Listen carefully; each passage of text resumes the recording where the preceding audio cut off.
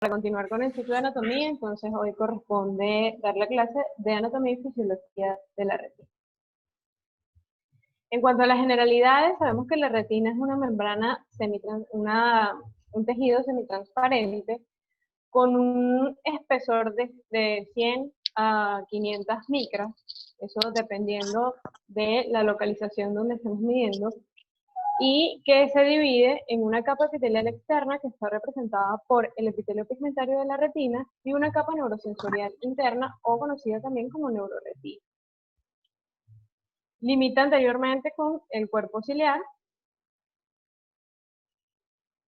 internamente con el cuerpo vítreo y externamente con la coroidea. En cuanto a la irrigación, sabemos que tiene una circulación dual y en primer lugar hablemos de la circulación retiniana que está dada por la carótida interna que provee la rama de la arteria oftálmica y esta a su vez provee la de la arteria central de la retina. Esta está encargada de irrigar 2/3 internos de la retina y da 4 ramas, la nasal y temporal, superior e inferior. Y en el 18 al 30% de los individuos se describe la aparición de la arteria ciliorretiniana que va a irrigar todo el tejido que está comprendido en el haz maculofacial. Esta circulación retiniana se divide o se distribuye en la retina en 4 capas. Una red capilar peripapiliar radial que va a irrigar la capa de fibras nerviosas, un plexo vascular superficial encargado de irrigar a la capa de células ganglionares y un plexo capilar profundo que se divide en 2 lechos que van a estar localizados en la capa nuclear interna y ahorita les voy a mostrar más o menos cómo está localizado. Esta circulación va a constituir lo que se conoce como la barrera hematorretiniana interna hablando del retorno venoso, estas van a drenar en vénulas que van a ir a la vena central de la retina, luego a la vena oftálmica y posteriormente al seno cavernoso. En cuanto a la circulación coroidea, sabemos que va a estar dada por las arterias ciliares posteriores cortas y que va a irrigar y que su irrigación va a iniciar en la capa plexiforme externa. Y por lo tanto va a irrigar el tercio externo de la retina y va a estar encargado de la irrigación de la zona avascular foveolar, que tiene un diámetro de aproximadamente entre 400 y 600 micras con un grosor de 250 nanómetros aproximadamente. Además de irrigar también la extrema periferia, puesto que de las arterias o los vasos de la circulación retiniana terminan justo antes de la hora ferrata y terminan en búfilo.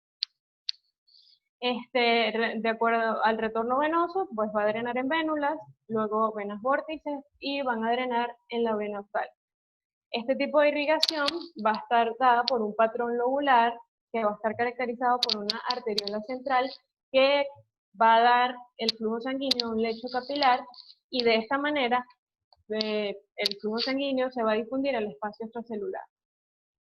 ¿Pero qué características tiene la circulación retiniana? Bueno, está constituido por un endotelio no fenestrado similar a las características de los vasos sanguíneos cerebrales con uniones intercelulares estrechas, lo que impide el paso de sustancias, por ejemplo, como la fluoresceína. Además, en su lámina basal, el endotelio va a estar en contacto con estas células que se llaman pericitos, que se ven aquí en esta imagen, y los pericitos tienen una función importante que es la supresión de la proliferación endotelial.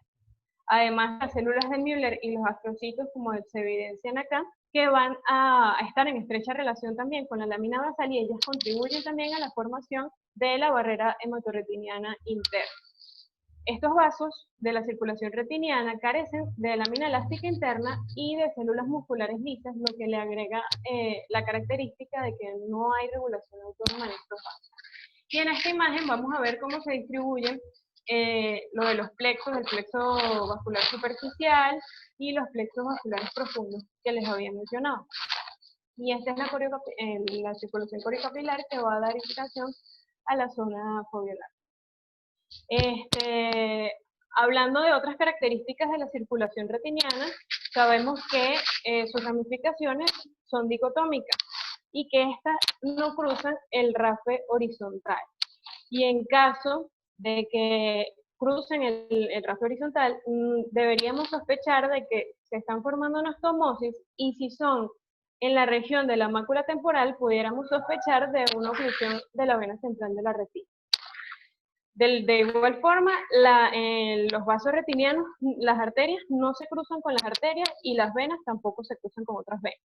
Y en los cruces arteriovenosos, estos vasos sanguíneos comparten una vaina común, por lo que es un sitio frecuente de oclusión de una rama de la vena central de la retina.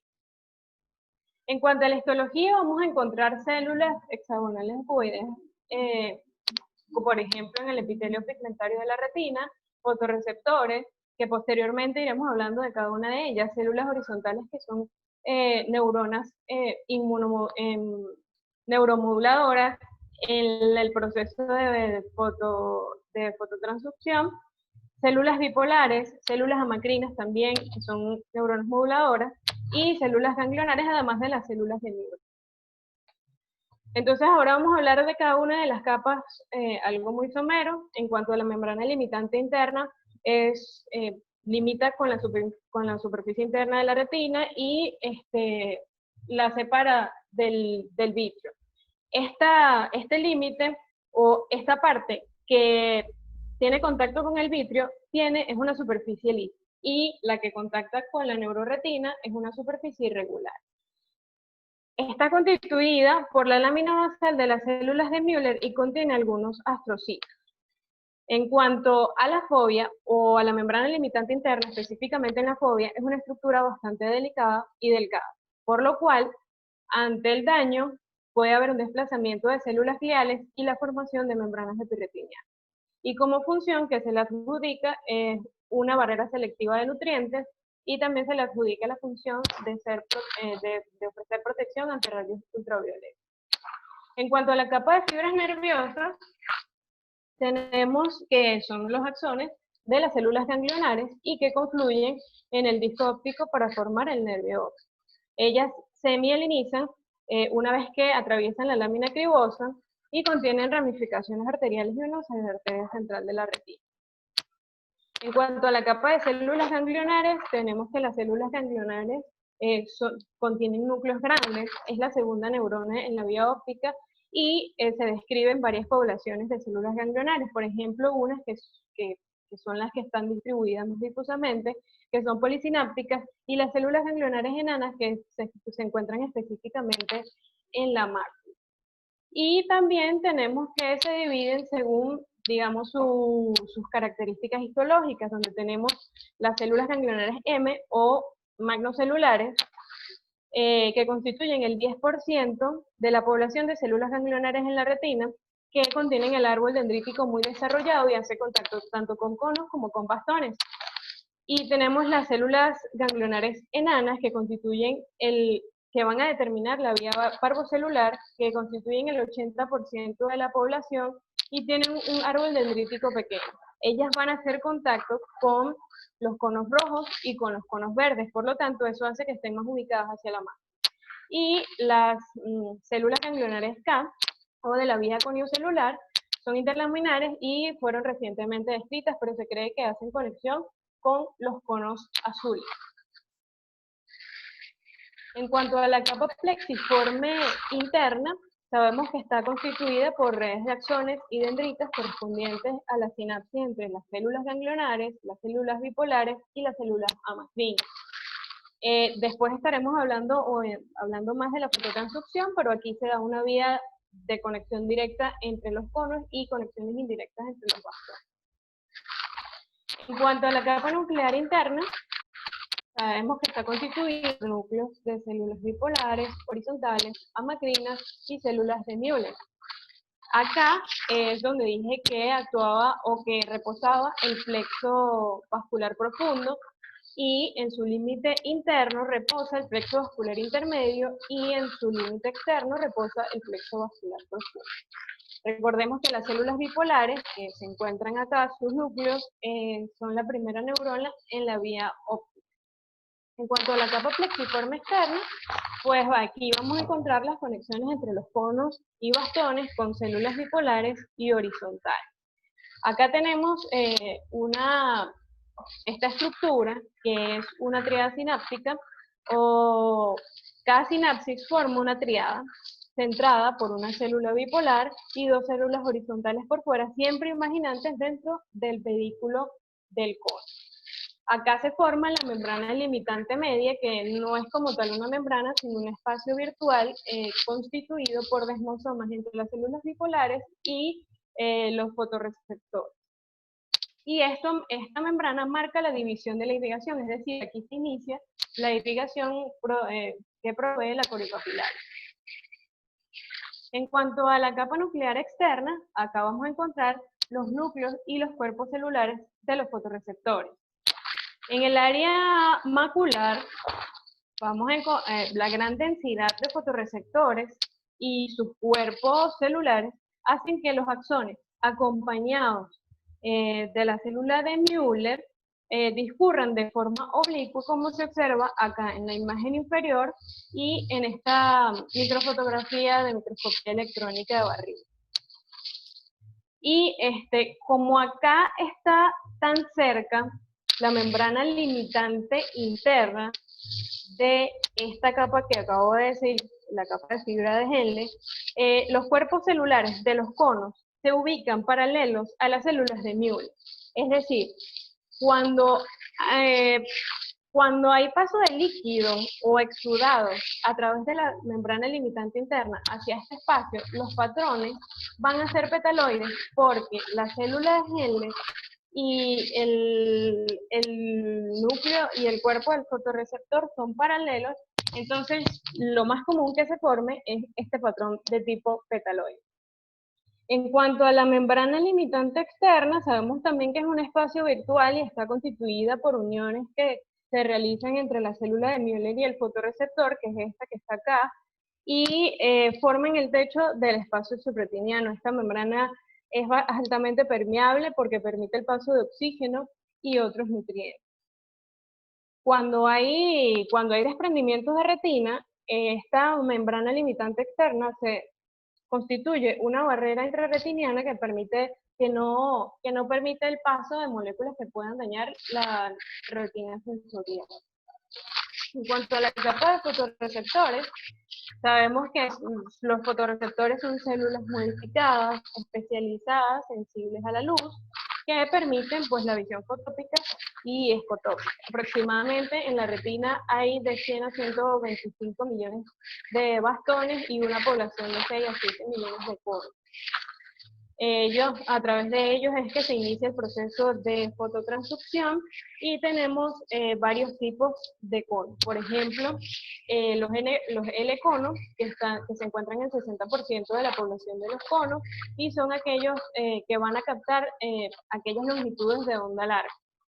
Y los M-conos, que se encuentran en una proporción de 30%, que son aquellos que van a captar aquellos haces luminosos con longitud de onda media o para luz verde, y los S-conos, que constituyen el 10% de la proporción, van a captar aquellos haces luminosos con longitud de onda corta para luz azul. Y entonces aquí tenemos un esquema más o menos para explicarles la estructura del fotorreceptor, donde vamos a encontrar un segmento externo, por ejemplo en el cono, unos discos, unos repliegues de la membrana, que es donde se encuentran las proteínas y que es donde se inicia el proceso de fototransducción, y en el bastón, estos discos se encuentran como especie de monedas apiladas, independientemente de la membrana, o sea, ellas no hacen contacto con la membrana plasmática del resto del fotorreceptor.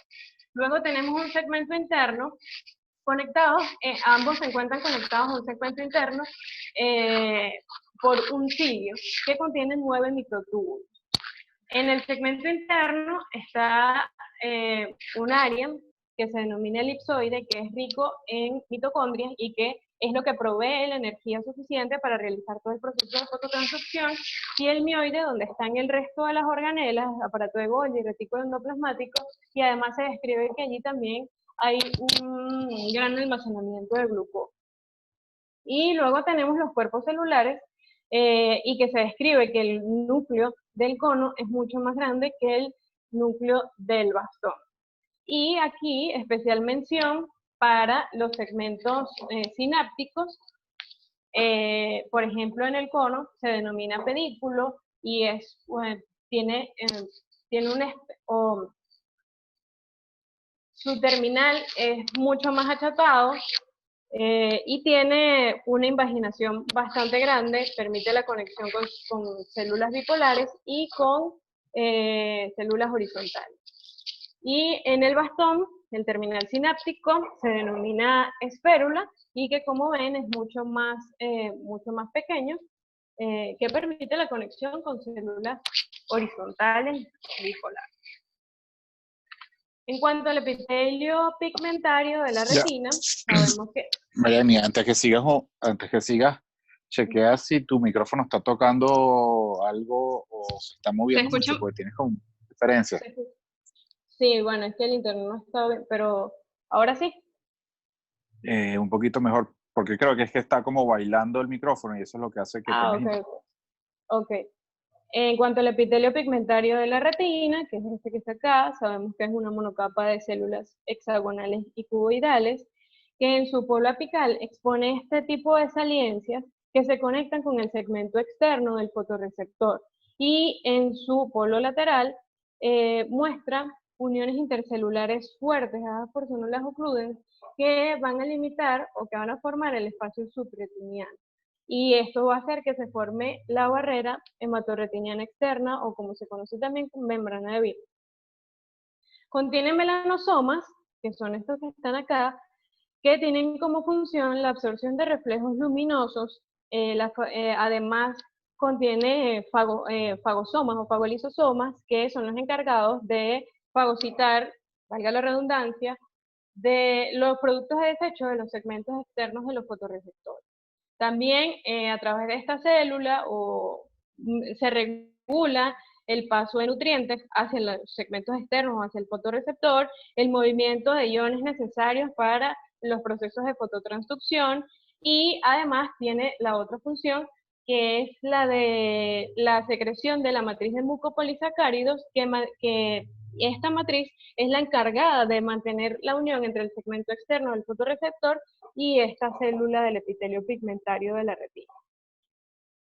Con el paso de los años, algún material de desecho se deposita entre la lámina basal del epitelio pigmentario de la retina y la zona colagenosa interna de la membrana de Bruch.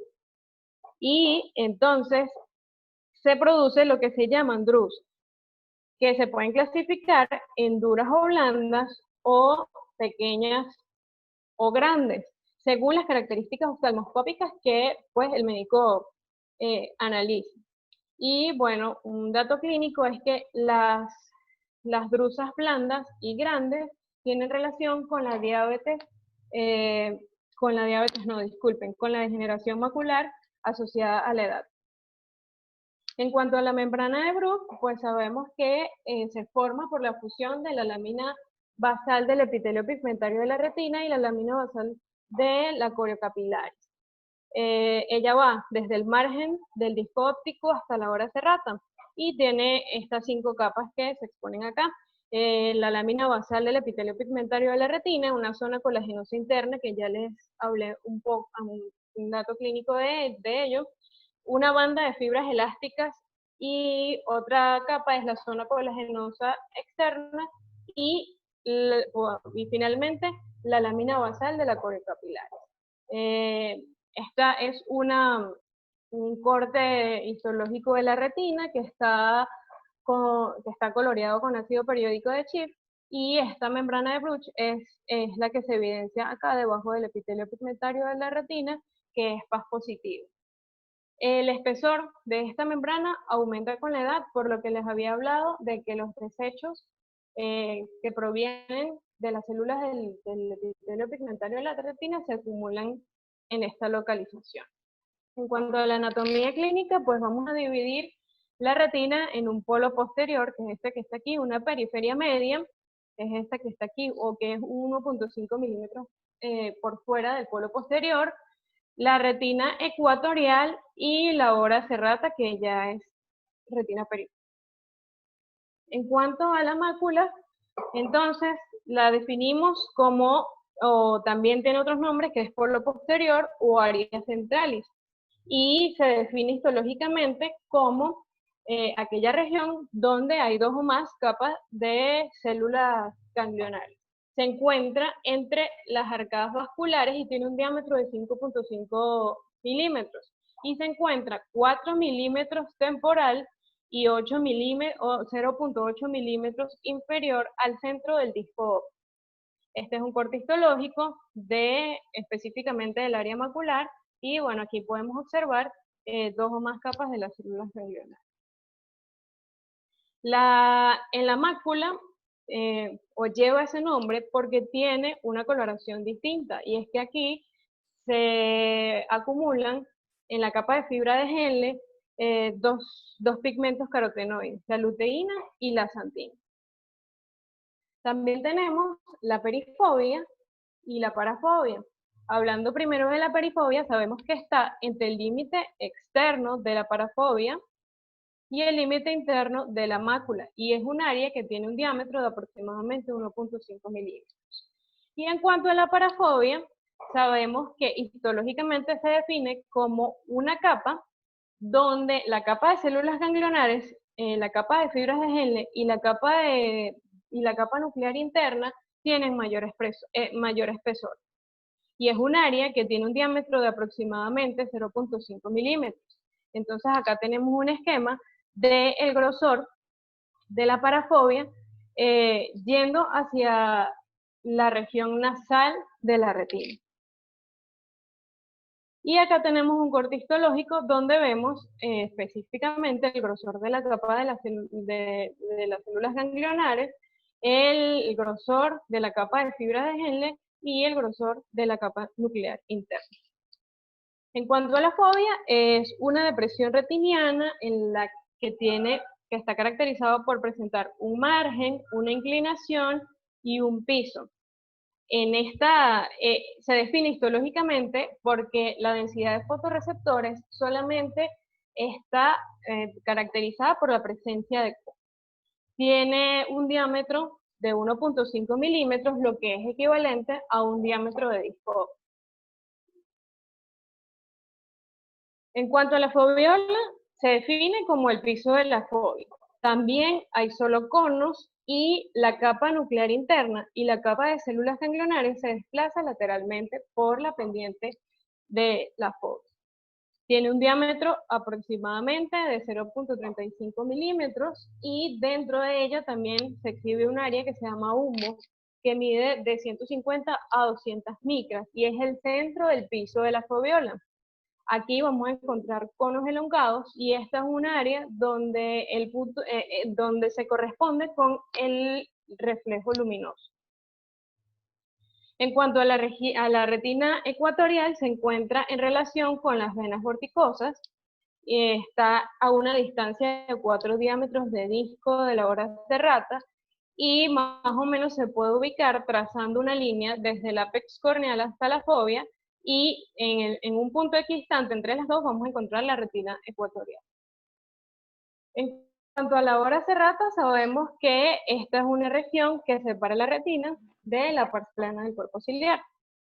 Y acá vamos a encontrar, por ejemplo, que se divide entre horas bahías y procesos dentados.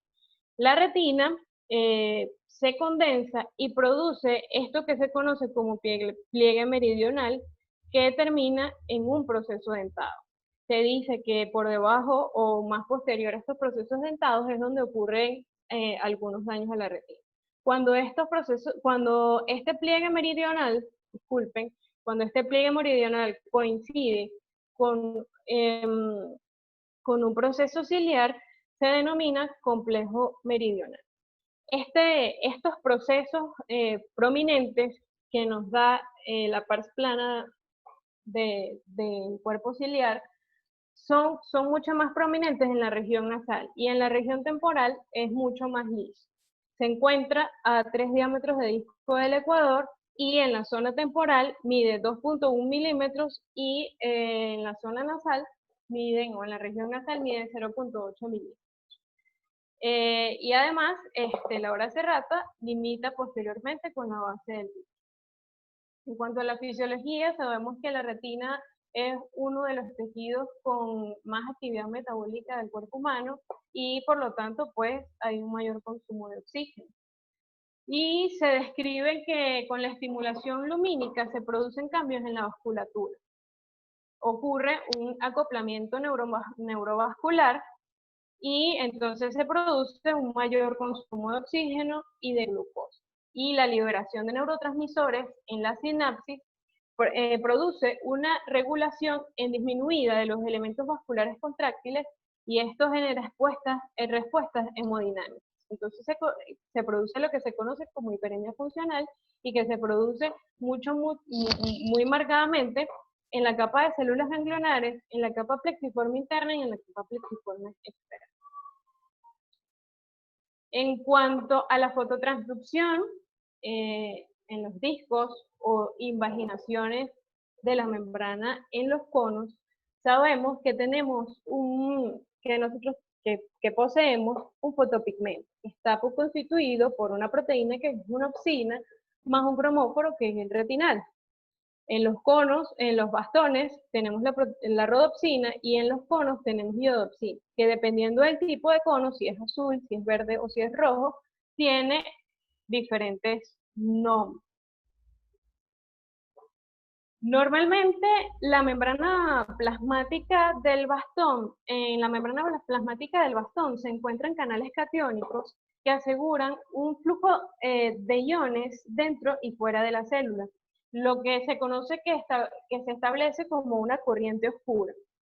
Esta corriente oscura mantiene el potencial de membrana despolarizado y ese potencial de membrana despolarizado produce la secreción de glutamato hacia la célula bipolar. Entonces, cuando hay una estimulación por un fotón de luz a la rodopsina, el cromóforo cambia su configuración de 11-cis retinal a todo transretinal. La rodopsina pasa a llamarse metarrodopsina 2 y se activa una proteína que se llama transducina. Esa proteína que se llama transducina convierte la guanosina difosfato a guanosina trifosfato y además activa esta enzima que se llama fosfodiesterasa. Y esa fosfodiesterasa pasa el GMP cíclico que estaba disponible a 5 GMP no cíclicos. Eso hace que haya un cambio de la configuración de esos canales catiónicos, por lo cual se cierran. Entonces, como se cierran, ya no hay ese flujo de iones y se produce la hiperpolarización de membrana. Y además, esto hace que se detenga la secreción de glutamato hacia la célula bipolar. Y eso produce el impulso eléctrico que va a generar la fototransducción. Cuando se acaba este estímulo luminoso, la rodopsina se inactiva a través de esta proteína que se llama rodopsina quinasa y que se encuentra unida con esta proteína que es la recoverina. Entonces, la rodopsina quinasa lo que hace es fosforilar a la rodopsina y la une con la restina, logrando por ahí como que apagar ese estímulo. Y posteriormente, la transducina se inactiva gracias a la GTPasa de transducina, por lo cual el GTP que se había formado va a volver a ser GDP. Y la caída en los niveles de calcio va a activar esta enzima que es súper importante en la retina, que es la guanilatociclasa, que va a trabajar con el GTP que hay en la célula para convertirlo en GMP cíclico. Habiendo más niveles de GMP cíclico, se produce la apertura de esos canales catiónicos y se vuelve a despolarizar la membrana. Entonces, ¿cómo sigue ese potencial de acción? Los conos van a estimular células bipolares,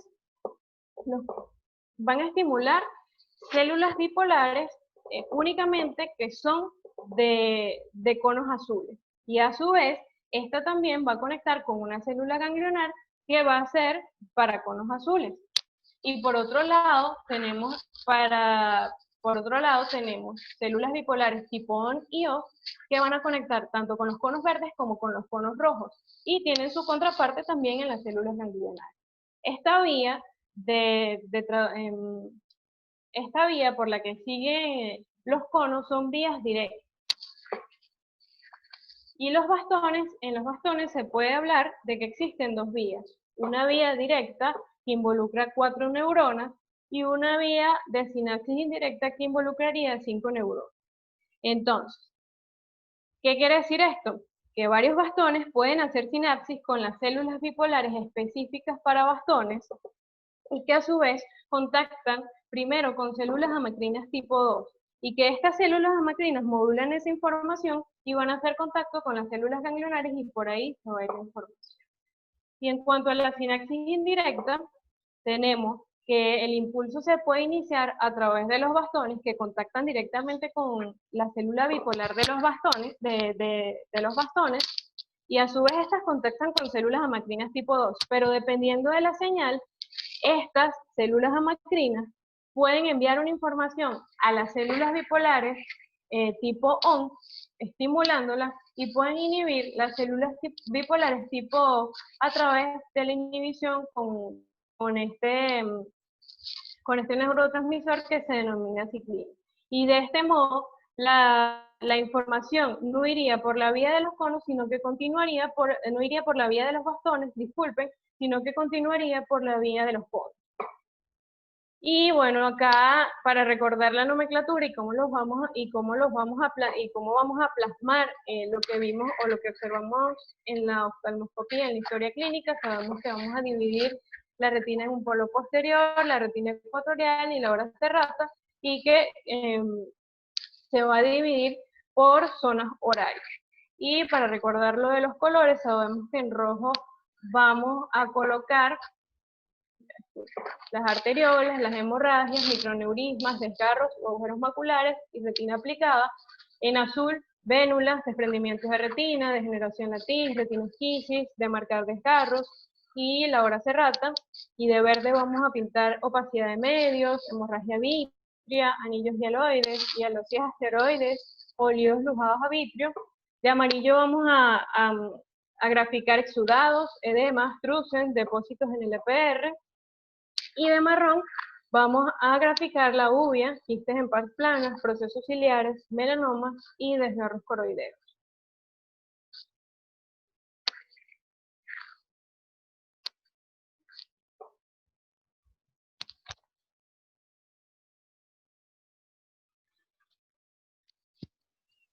Bueno, muy bien. Esta clase es súper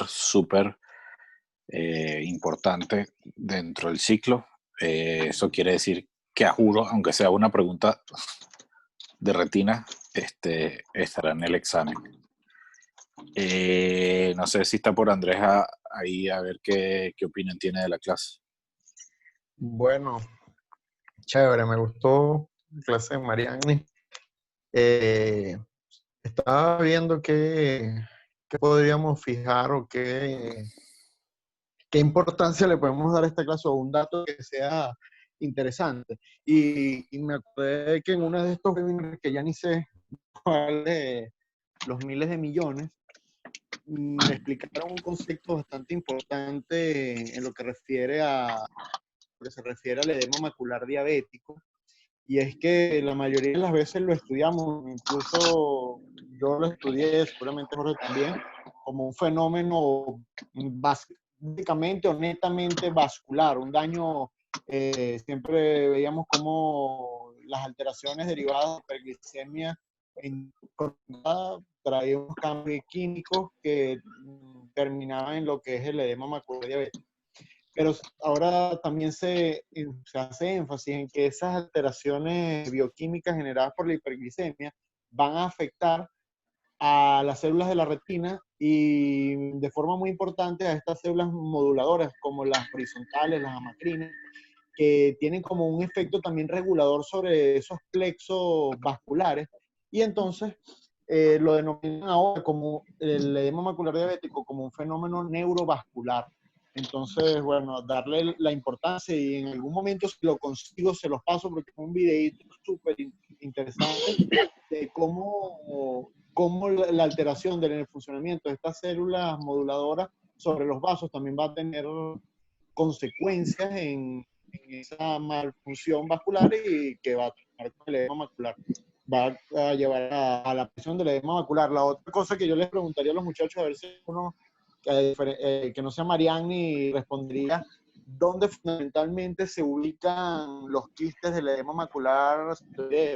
¿En qué capa de la retina? Que eso es algo bastante frecuente en las diferentes preguntas de los exámenes.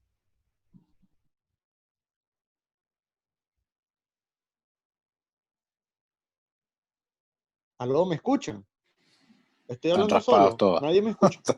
Están raspados solo. Me desconecté. Bueno, que te escucharon. Bueno, tarea para la semana que viene. Otra tarea para la semana que viene, antes de empezar la siguiente clase, no sé si hay clase ya. ¿Todavía tenemos clase? Claro, falta nervio óptico. Marianne, trata de hacer una lámina donde mezcles la parte anatómica con un OCT. No sé si fue el año pasado, hubo alguien, no me recuerdo quién fue, que puso las estructuras anatómicas de un libro de anatomía normal comparándolas con un OCT. Las histológicas con OCT. Exactamente. Cintia tiene esa lámina. Más o menos estar situada. De su clase de OCT. Bueno, para la semana que viene, vamos a hacerlo para tener una idea de lo que está, el ejemplo que puso Andrés, pues dónde se da cada lesión y por qué. ¿Ok? Mira, y la otra cosa que quería hacer, porque la verdad que esos dibujos están bien chéveres, los que puso Marianne. Los R3 sobre todo que están haciendo panfotocoagulación y los R2 que también van a empezar pronto a hacerlo.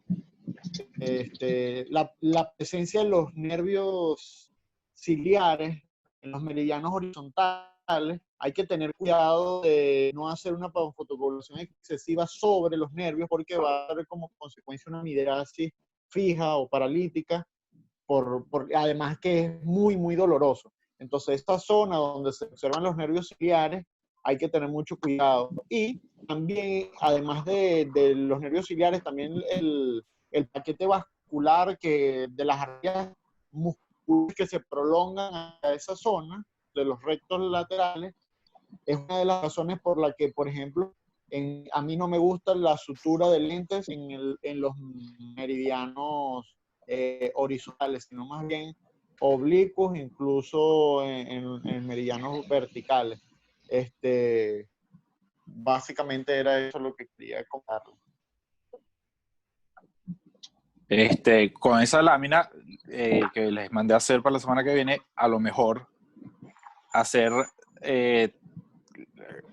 una laminita con la pregunta que hizo Andrés. ¿Dónde se da el edema quístico? ¿Dónde se da y por qué una drusa? ¿Dónde y por qué se da las lesiones más importantes? Pues hemorragias superficiales, hemorragias profundas, exudados blandos y el edema macular.